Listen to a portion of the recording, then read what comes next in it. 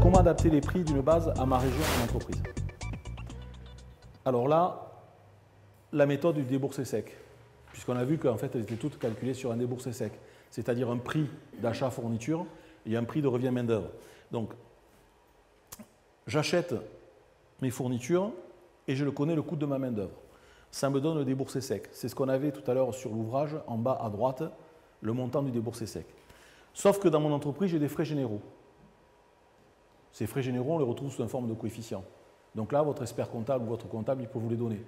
En fonction du chiffre d'affaires de votre entreprise, de la marge que vous dégagez et du prix de vos achats et du prix de revient de votre main-d'œuvre, il peut très facilement vous donner votre coefficient de frais généraux. Quand on multiplie les deux, on trouve un prix de revient. Et ensuite, on va appliquer un autre coefficient, c'est celui de votre marge. C'est là où généralement vous faites x3. Non, je plaisante. Et on détermine donc un prix de vente.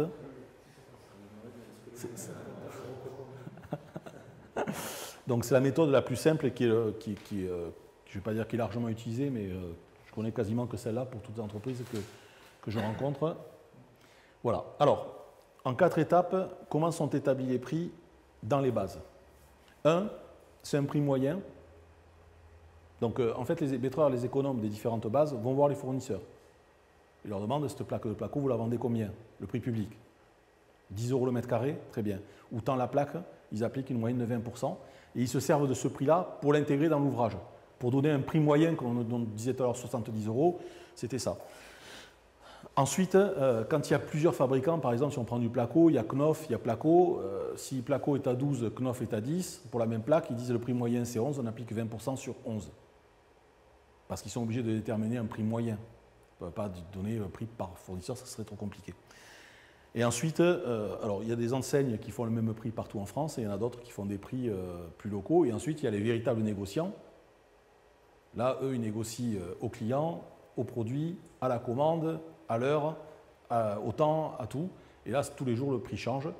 Mais ça, vous le savez parce que je pense que souvent, vous passez du temps avec les fournisseurs au téléphone pour négocier ça. Et ensuite, il y a ceux qui fabriquent, comme dans la menuiserie, où là, il faut chaque fois faire de visée parce que c'est sur mesure la plupart du temps. Et c'est souvent des conceptions particulières, donc là, il faut adapter le prix. Et par contre, toutes les fournitures, c'est ce que je disais tout à l'heure, elles intègrent un coefficient de perte. Donc, suivant les produits, le carrelage, je sais que c'est souvent 10% utilisé pour le carrelage, mais pour les autres, c'est ce qui est cohérent. Et ça s'appuie toujours, parce que les maîtreurs, les économes, ils font... Bon, d'abord, la plupart du temps, ce sont anciens artisans ou chargés d'affaires du bâtiment qui continuent et qui visitent des chantiers en permanence. C'est-à-dire qu'ils ont des entreprises qui connaissent bien, avec qui ils se rendent sur chantier. Chaque fois qu'il y a un nouveau produit à utiliser, et même après coup, disent au fait, ce produit, on avait déterminé temps de pause, temps de travail, etc. Est-ce que c'est toujours conforme? Oui. Et le nouveau produit, vous l'avez testé, alors ça donne quoi? Ils vont voir sur chantier et ils mesurent aussi, pour donner des informations fiables. Donc pour la perte, c'est pareil. Quand il y a beaucoup de pertes sur un produit, ben, ils augmentent le taux de perte, enfin, s'il est significatif. Ensuite, comment sont établis les prix donc, pour la main-d'œuvre? Donc là, il y a un bureau d'études par bibliothèque, chaque fois, qui va étudier tous les prix de main-d'œuvre. Donc c'est lui qui se rend sur chantier, qui va mesurer, qui s'appuie d'abord sur les données fournisseurs, mais bon, les fournisseurs ont plutôt tendance à dire que c'est le meilleur des produits, qui s'installe le plus rapidement, que ci, que mi, que là, qu'il n'y a pas de problème de pause. Eux, ils mesurent quand même pour confirmer, pour ne pas se retrouver avec des trucs délirants. Donc c'est dans des conditions de chantier normales. Donc le chantier n'est pas encombré, il n'y a pas des choses exceptionnelles, sinon on ne peut pas tenir compte du temps de main-d'œuvre classique, enfin correct. Voilà, les locaux encombrés, les conditions de travail difficiles, accessibilité. Et ensuite, c'est pas pareil si on fait un chantier d'un appartement à repeindre et si on a un chantier, un petit collectif de 50 appartements, un gros collectif de 50 ou 100 appartements à peindre. Parce que les conditions de travail ne seront pas les mêmes. J'aurai peut-être du pistolet à peinture, peut-être. Donc la taille du chantier impacte aussi le temps de main-d'œuvre. Mais ça, c'est ce qui reste à l'appréciation de celui qui va faire le devis, d'adapter en fonction du chantier ou des chantiers. Alors ensuite, les taux horaires de main-d'œuvre. Par corps d'État, ce n'est pas tout à fait les mêmes. Alors, ce n'est pas multiplier du simple au double, mais c'est important de savoir que dans chaque bibliothèque, par corps d'État, il y a un prix de revient main-d'œuvre. Mais quand vous avez une mono-activité, le prix de revient main-d'œuvre, c'est toujours le même pour vous. Il n'y a que celui qui ferait du tout corps d'État qui pourrait avoir un prix de revient main-d'œuvre pour le carreleur, un prix de revient main-d'œuvre pour l'électricien, un prix de revient main-d'œuvre pour le couvreur. Là, si vous faites par exemple climatisation, ventilation ou couverture, toiture, étanchéité, le prix de revient main-d'œuvre, c'est le même pour toute l'entreprise, sauf s'il y a des segments à établir. Pour la menuiserie, c'est pareil, le prix de revient main-d'œuvre, ce n'est pas le même. Alors ça joue, si on reprend chaque bibliothèque, on le voit, il y en a c'est 27 €, d'autres c'est 31, d'autres c'est 28.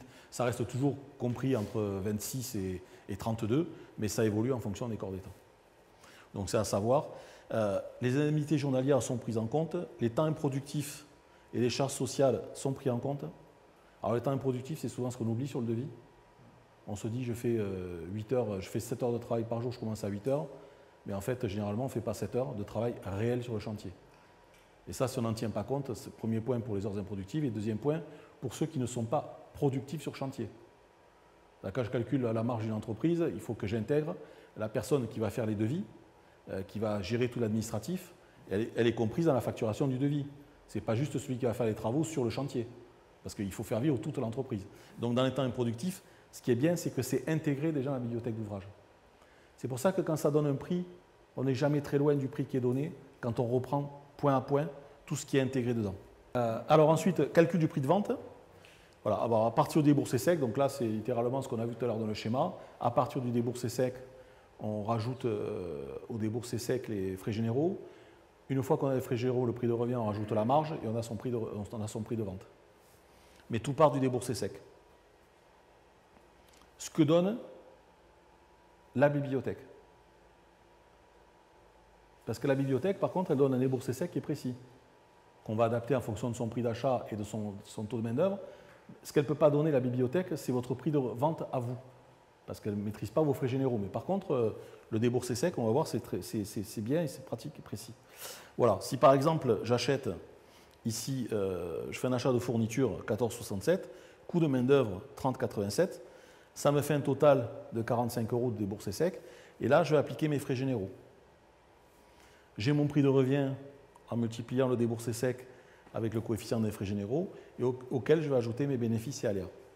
Et ici, je vais me retrouver avec un prix de vente client, ce que je vais afficher au client, de 66 €. Mais là, ça intégrera tout le reste. Et là, dans mes frais généraux, j'ai tous mes frais de chantier, mes frais d'opération, enfin tous les frais généraux de l'entreprise. Et dans les frais généraux, il y a les salaires de ceux qui sont non productifs sur le chantier. Ça ne veut pas dire qu'ils ne font rien, je ne dis pas ça pour vous. Hein. Mais ça veut dire que si on ne les prend pas en compte, ici, on ne pourra pas faire de marge.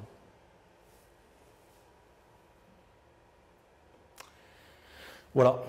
Pour conclure, est-ce que vous avez des questions sur l'aspect bibliothèque? Parce que maintenant, ce qu'on va voir, c'est dans le détail, dans le logiciel, comment c'est géré, comment on peut s'appuyer sur un ouvrage, comment on peut le modifier, comment on peut l'ajuster. C'est le côté pratique de la bibliothèque informatique.